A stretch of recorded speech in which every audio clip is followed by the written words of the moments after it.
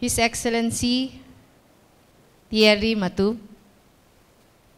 I don't know if he's here, Deputy Head of Mission Matthias Lentz of the European Union. Of course, my very good friend, Executive Director Emeline Verzosa. Fellow speakers, panelists, honored guests, ladies and gentlemen, magandang hapon po sa inyong lahat. It is a privilege to be surrounded by so many strong and beautiful women here today, seated beside men who have been very supportive to our cause, and of course the members of the LGBT who are here with us also today. It is said that when women come together for a collective purpose, so many powerful things happen. The outcomes are so much larger than ourselves. Throughout history, we have seen women from different backgrounds move our world in so many ways. One of my favorites is Joan of Arc, a 17-year-old hero who led the French to victory in battle and inspires millions of women and girls around the world up to this day. There is also the British nun Florence Nightingale and the Albanian nun Mother Teresa, who tirelessly campaigned for the poor and women's rights.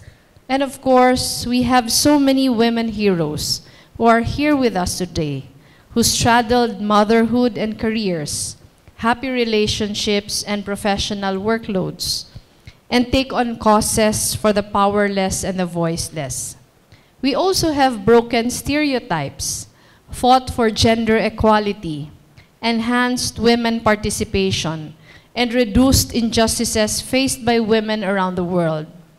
There is now widespread acceptance of the fact that when women are empowered, the global economy grows much faster and more people live better because of that growth. The World Bank, in its global report in 2012, said, and I quote, "Gender equality is a core development objective in its own right and is also smart economics," close quote. I don't know if everyone knows, but the Philippines ranks 7th out of 145 countries in the Global Gender Gap Index, the Asia-Pacific region's highest-ranking country, and the only one to make it to the top 10. Truly, it is something to be very proud of. Globally, the Philippines has the least gender gap among business owners, around 55% male against 45% female. Yet today, the struggle for women empowerment and gender stereotypes continues. Women have to work twice as hard to be where their counterparts are in society. While more than 70% of our men are in the labor force, only half of our women have access to jobs. For every dollar a Filipina earns, a man earns $1.45 on the average. Perhaps that shows why women in this country account for 11.2 million of our population living in poverty. They are still vulnerable to indecent working conditions, inadequate social security, and discrimination. In some homes, women suffer from fear and the ready fist of their men. New forms of violence are emerging because of new forms of technology. Social media is emerging as the new space for harassment and unwelcome comments about our looks, about our legs, etc. It is sad reality that the culture of misogyny and sexism persists until today. We cannot let this continue. The advocacy of women empowerment is very personal to me.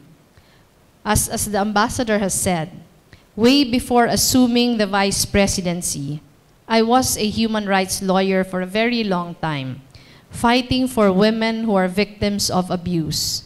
It was not uncommon for women to knock on my door in the middle of the night to seek refuge. Our home in Naga City was the unofficial halfway home for abused women. We would sometimes work on cases all night to make the abusers accountable. But when the time comes for us to go to court, women would fail to show up. They were worried that they would have nothing to feed their children once they leave their abusive husbands.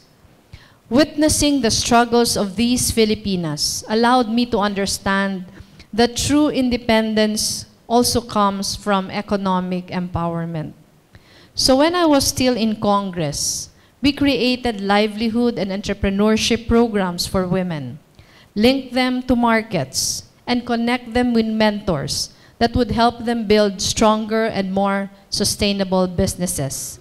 We have seen a lot of them graduate from micro to bigger businesses, expanding their markets even to Metro Manila and overseas. And we are replicating this approach now in our Angat Buhay sites. These are local government units that we have adopted under our anti-poverty program. I believe that when women are liberated from fear and self-doubt, they thrive and flourish, and most importantly, they become instruments for other women to achieve their own independence. Women are more inclusive in that sense. Perhaps that comes from our nurturing and empathic nature. Having said that, gender empowerment for me is not about competing with men. It is not about drowning out their voices. It is not about having better pay, greater wealth, faster success, or higher rank than the male population. Sometimes it is also about the quiet strength of action over words. Sometimes it is about listening instead of speaking. Sometimes it is also about collaborating rather than leading. Sometimes it is also about following and encouraging others to follow as well. I say this from personal experience. When my late husband, Jesse, was still mayor of Naga, for almost 2 decades, and even when he became Interior Secretary before he passed away, it was my choice to stay in the background and take care of the children while lawyering for the poor. And when we would exchange notes about what we learned from our day, we would realize that our experiences helped solve challenges in both City Hall and down on the ground, where the poor and the marginalized live. When women and men work side by side, with our unique perspectives and different strengths, we are more powerful. I know that you and I share similar vision, a society where every person, regardless of gender, would realize their full potential and freely become who they want to be.